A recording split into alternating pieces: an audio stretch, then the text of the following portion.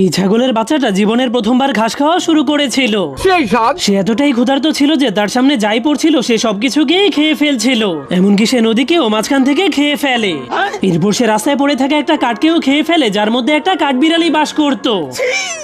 এভাবেই সে দেশের সবগুলো ঘাস পাতাকে খেয়ে শেষ করে ফেলে, যার কারণে এবার সে আর খাওয়ার মতো কিছু খুঁজে না পাওয়ার কারণে তার মাকে ডাকতে শুরু করে দেয়।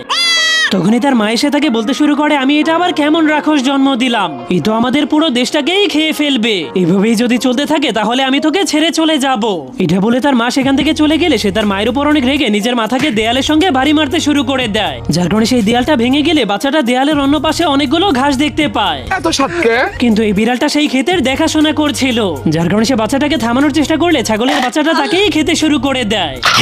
পরের পার্ট দেখতে চাইলে কমেন্টে পার্ট 2 লিখে দিন। এই ছাগলটা 2-3 বছর ধরে কিছুই খায়নি, যার কারণে সে তার মালিকের ঘরে সব মালামালগুলোকে খেতে শুরু করে দেয়, এমনকি সেই মেয়েটার লেহেঙ্গাটাকেও ছিঁড়ে খেয়ে ফেলে, আর এই পুরো পৃথিবীটাকেও খেয়ে ফেলে, এমনকি তার মালিকের লুঙ্গিটাকেও খেয়ে তার মালিককে ল্যাংটা করে দেয়।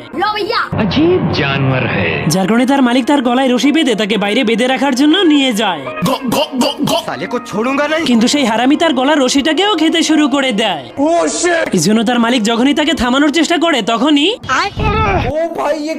যার কারণে সে অনেক রেগে তাকে একটা লোহার টাওয়ারের সঙ্গে বেঁধে দেয়। কিন্তু সে যখনই ঘরে চলে যেতে শুরু করে তখনই সে পিছনে তাকালেই দেখতে পায় সেই হারামি পুরো টাওয়ারটাকে খেয়ে ফেলেছে।